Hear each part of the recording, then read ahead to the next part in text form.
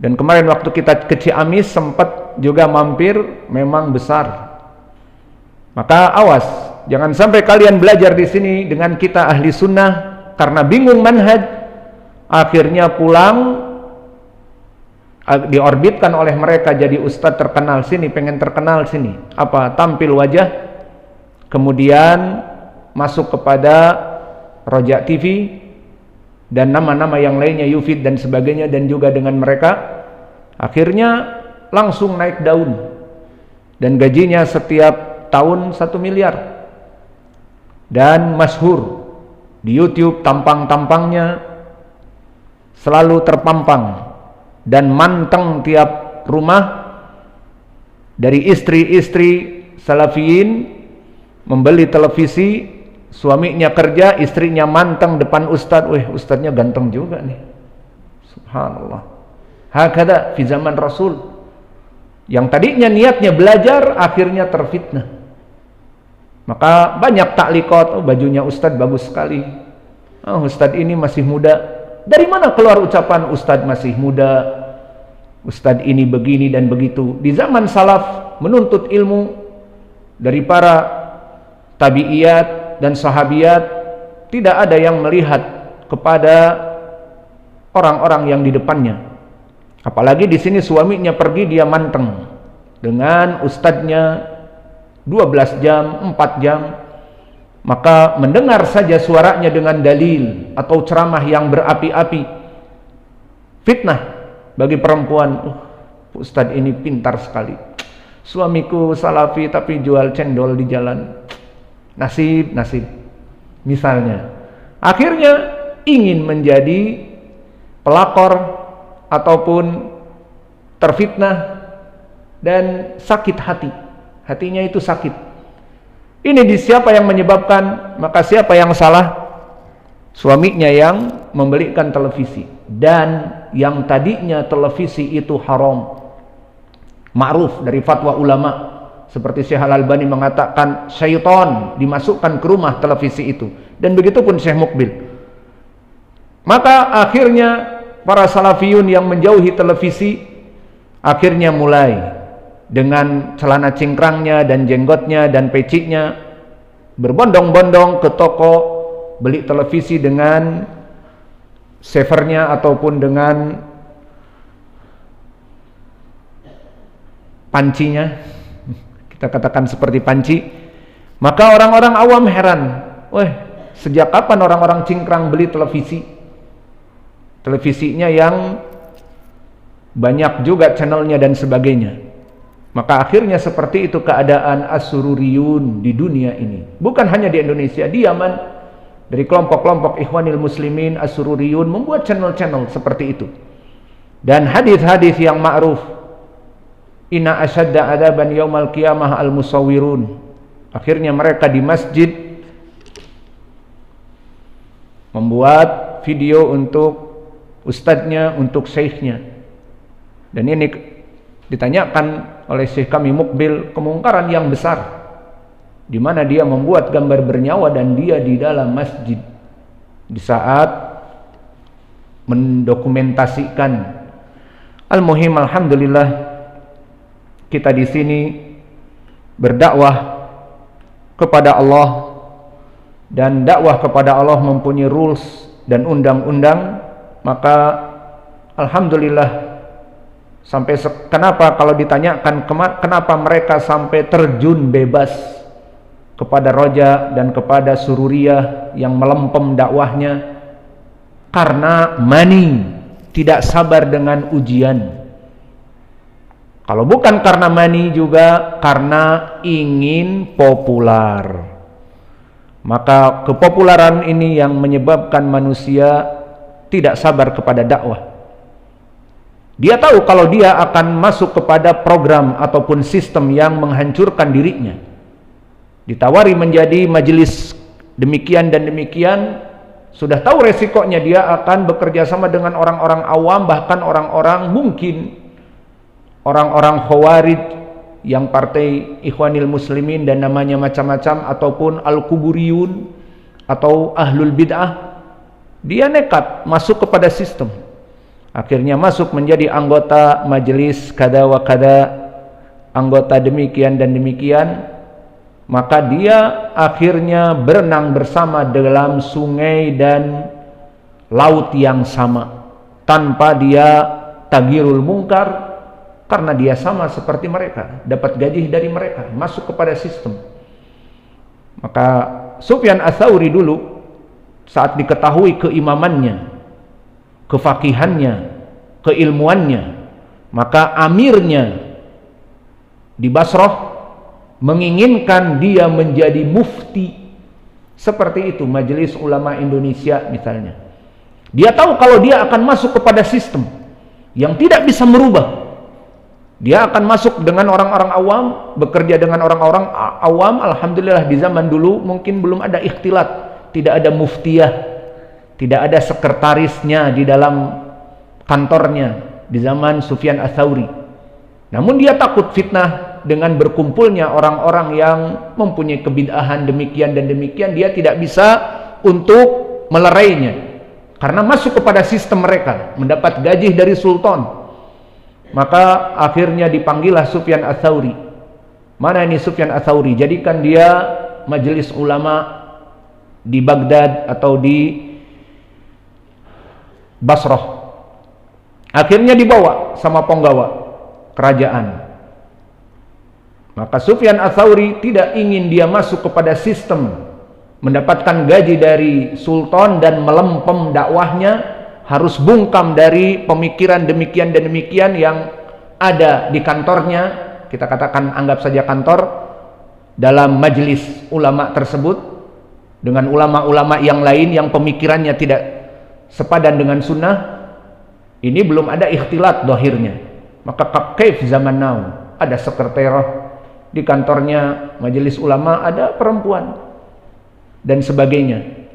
Maka kesimpulannya Imam Sufyan Ats-Tsauri kemudian bergaya menjadi orang Badu. Di saat masuk istana dilihat, oh megahnya, dilihat tempat kursi yang mewah, dicoba sama dia duduk seperti Sikabayan Sabakota misalnya. Apa yang dia lihat dibuat seperti orang yang Sikabayan masuk kota lah. Sikabayan datang ke Jakarta, lihat KRL atau lihat mall, kaget dan sebagainya, maka dilihat pasukan-pasukan yang banyak siap siaga dan sebagainya, dan furniture dari istana yang megah. Akhirnya sultan mengatakan, ah kalian salah orang. Sufyan Ats-Tsauri kita ingin jadikan imam, ini orang dari mana ini, Badui seperti ini, tidak melihat permadani. Maka dia kaget dengan permadani yang tebal, disebutkan di tarikh. Akhirnya ajak pulang ini orang. Ini bukan Sufyan Ats-Tsauri, imam besar. Akhirnya terbebas. Maka kepopuleran ataupun popularitas banyak menjatuhkan manusia dari manhaj yang hak. Maka ya akhi, apa tujuan kalian berdakwah? Berdakwah ibadah yang agung. Maka ikhlaslah untuk beribadah. Tidak usah mencari neko-neko kepopularitasan ataupun ingin dapat uang instan 1 tahun 1 miliar. Tapi ya itu, kamu harus tampakkan wajahnya dan pakai pakaian rapi dan semua orang akan melihat kamu. Maka kepopuleran dan juga tidak sabar dengan kemiskinan itu penyebab seseorang terjun bebas dari dakwah ahli sunnah, dari manhaj salafiyah kepada manhaj yang sururiyah ataupun manhaj yang melempem. Allahul musta'an. Semoga Allah melindungi kita. Maka alhamdulillah kita sabar dengan dakwah kita, tidak bergabung dengan roja atau yang lainnya, dan alhamdulillah we still alive. Kita masih tetap hidup. Pondok kita gratisan, masih tetap bisa berjalan. Santri masih bisa makan dan minum, dan masjid masih bisa untuk membayar listrik dan yang lainnya, alhamdulillah. Maka kembali kepada permasalahan al-musawwighat, kembali kepada musawwigat itu banyak, namun hanya akan disebutkan 3 perkara saja. Dan ini dikarenakan kitab Mutammimah adalah tambahan faidah sedikit dari Al-Ajrumiyah, sehingga porsi yang diberikan tidaklah begitu luas. Yang pertama disebutkan oleh penulis bahwa dari musawwigat an yataqaddama ala nakirah nafyun au istifhamun. Maka pada nakirah itu diberikan nafi ataupun istifham. Maka dijadikan misal ma rajulun qaimun wa hal rajulun jalisun. Maka mana syahidnya? Ma manafiyah dan hal ismun istifham. Maka dia dijadikan sebagai musawwigat, di mana rajulun mubtada, maka i'rabnya rajulun qaimun mubtada wal khobar, khobarnya qaimun, dan rajulun jalisun, rajulun mubtada dan jalisun khobarnya. Syahidnya di sini ma rajulun dan hal rajulun, dua-duanya dalam keadaan mubtada. Lalu bagaimana rajulun di sini? Kan dia nakirah, syaratnya dari mubtada harus ma'rifah. Jawabnya dengan masuknya ma nafiyah, ma rajulun qaimun, tidaklah orang ini dalam keadaan berdiri. Maka penafian di sini seakan-akan menjelaskan keadaan rajul yang tadinya dalam keadaan mubham menjadi orang yang memang tidak berdiri itu. Wahal rajulun jalisun, apakah rajulun itu dalam keadaan duduk? Maka di sini pun musawwir dengan dijadikan hal istifham, sehingga rajul yang tadinya mubham itu dipertanyakan, apakah dia dalam keadaan duduk? Maka apakah dia laki-laki yang dalam keadaan duduk?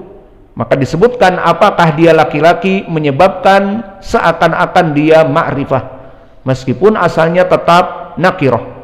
Maka ini dari contoh musawwir yang pertama yang membolehkannya. Dan ini disebutkan oleh penulis pendalilannya di Al-Quran, a'ilahun ma'allah. Maka a'ilahun ma'allah syahidnya adalah ilahun mubtada dan ma'allah ma'a dzaraf makan wa huwa mudhaf wa lafdzul jalalah Allah mudhafun ilaih. Maka syibhul jumlah dzaraf zaman, dzaraf makan bersama mudhaf ilaihnya fi mahalli rafa' khobar. Maka ilahun syahidnya mubtada dalam keadaan nakirah. Maka mubtada dalam keadaan nakirah di sini asalnya tidak boleh, namun di Al-Quran dimasukkan hamzah istifham, a ilahum ma'allah. Maka hamzah istifham ini dohirnya istifham ingkari bimakna laisat, laisat ilahun ma'allah. Maka di sini contoh dari ilah nakirah menjadi boleh dikarenakan masuknya hamzah istifham. Lalu bagaimana contoh yang lain dengan manafiyah dari Quran? Maka muallif di sini tidak menyebutkan pendalilan dari Quran, hanya contoh dari kalamil bashar, ma rajulun jalisun. Maka di dalam Al-Quran juga ada musawwir. Di dalam surat Shad ayat ke-66 Allah berfirman, wa ma min ilahin illallah al-wahidul qahhar. Maka di dalam ayat ini disebutkan ma wa ma min ilahin. Maka ma di sini manafiyah dan min harfu jar zaid. Maknanya dia mengkasrohkan ilah dari segi lafaz, tapi maknanya tidak memberikan makna apa-apa. Min bimakna dari, bukan, tetapi zaidah. Maka seperti ini di dalam ilmu lughatil arabiyah di i'rab dengan ilahin mubtada. Lalu bagaimana mubtada majrur? Majrur lafzi. lakin dia marfu mubtada mahallan. Kenapa? Karena dari segi makna, bukan dia maknanya majrur dengan harfi jar, dari, bimakna dari dan yang lainnya, bukan. Tetapi min adalah zaidah, tambahan. Maka syahidnya ilah dalam keadaan nakirah, ilahin fi mahalli rafa mubtada. Maka di sini syahidnya adalah ilahin nakirah dengan tanwin dan dia fi mahalli rafa mubtada. Aina penyebab yang menghalalkannya? Penyebab yang menghalalkannya adalah masuknya ma nafiyah. Maka min hanya tambahan sehingga maknanya wama ilahin. Maka tidaklah ilah yang berhak disembah illallah al-wahidul qahhar.